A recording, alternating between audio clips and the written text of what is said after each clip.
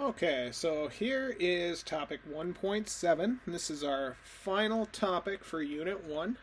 This is the comparison in the period from 1200 to 1450. We're going to examine everything we just looked at through the entire unit and see how we can compare certain aspects of these societies. So, let's get into it. So, how do we compare the use of religion by the state? Well, let's start here. Song China, Confucianism and Neo-Confucianism. The civil service exam and filial piety from Confucianism had helped solidify a strong central bureaucracy. Confucian ideals of social hierarchy permeated Chinese culture and provided the foundations for its social structure, putting women mostly beneath men, provided a pathway for people to gain higher status as bureaucratic officials, which was the civil service exam, as opposed to nepotism and just getting a job because you knew somebody. Then we have the Abbasid Caliphate, Islam. The Caliph justified the power to rule the caliphate through familial connections to the Prophet Muhammad himself. It maintained a theocratic state. Social effects, the jizya tax on non-Muslims, slaves and women fell at the bottom of the social hierarchy.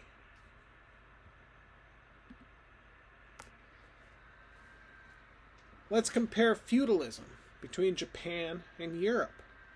Land ownership was central to both European and Japanese feudalism. However, the samurai did not actually receive land themselves.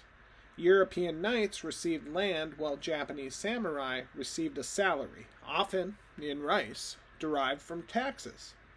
Both the European and Japanese feudal systems were part of a largely decentralized governing system of local kingdoms that functioned with their own local hierarchies.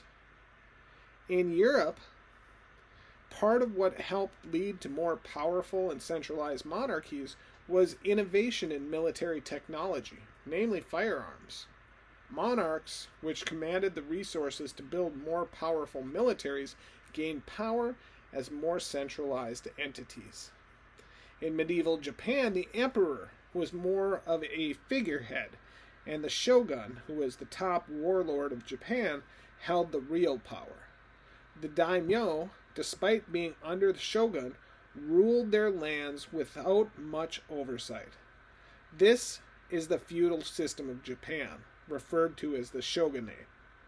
The feudal system persisted much longer, past the time period of 1200 to 1450 in this first unit, and Japan moved to a much more centralized government in the late 1800s. The Meiji Restoration and a large standing military was also part of that movement to a more centralized government. It is fine if you don't have an answer for what events led to a more centralized government in Japan at this point in the year. Then we've got tributary systems, and we already kind of looked at this slide before in a previous lesson. So these questions from this slide come directly from slide 22 of that lectures. So you should already have some information on these, but just to recover it, we have Aztec tributary systems that conquered states and paid tribute to Tenochtitlan. Tribute was paid to maintain peace, predicated on the threat of violence. Tributary states often had to extract tribute from smaller, weaker states in order to meet the demands of the Aztecs, and tribute requirements could be impossible to fulfill in some cases. So tribute was exchanged for protection. Under the Song tribute system, tributary states were not military conquered by China. The agreements were mutual. Tribute was not always predicated on violence. States in a tribute trade relationship with China were able to fulfill tribute from their own resources. China did not make demands that were impossible. The relationship involved more trade than just a one-way tribute. The purpose of a tribute was largely for symbolism and it was a way to engage in trade. I want you to be able to compare the proximity to trade routes. Here we got Baghdad, Timbuktu, and the Srivijaya Empire.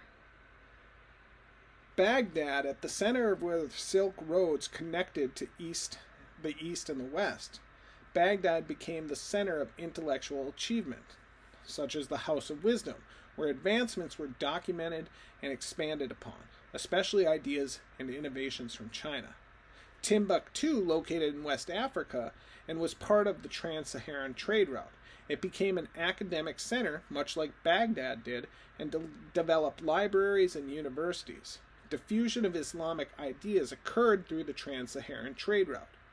Srivijaya controlled the maritime trading passages of the Strait of Malacca and the Sunda Straits.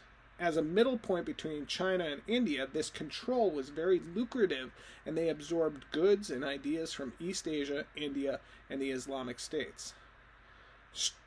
Struggle for control over the trade routes. Srivijaya fought with the Chola dynasty of India over control of the straits, while Timbuktu didn't engage in direct warfare with the Portuguese. It was the Portuguese expansion of maritime trade along the coast of Africa that weakened Timbuktu's power as a central trade city. The last thing we need to compare are labor systems of European serfdom and the Inca's Mita system. Now, while both labor systems required that members of the population perform work on the land for the benefits of others, the two systems were vastly different overall. In the Mita system, all male members of society between the ages of 15 and 50 were required to spend a set number of days per year, about 60, working for the benefit of public works. This could be likened to a tribute or tax system in which payment was made in the form of labor. It was also considered a type of social welfare, as the goal of the Mita system was to build roads and support the expansion of public works that benefited society at large.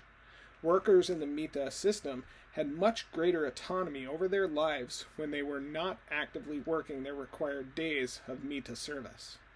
European serfs, on the other hand, did not retain the same rights and autonomy that their Incan counterparts did. Serfs were permanently tied to the land, and they did not own the land. They worked year-round as opposed to a set, limited number of days. Serfs did not generally have a life outside of serfdom. The work of serfs benefited the owner of the land, the landlord, rather than the interests of the community and the entire empire, as the Mita system did.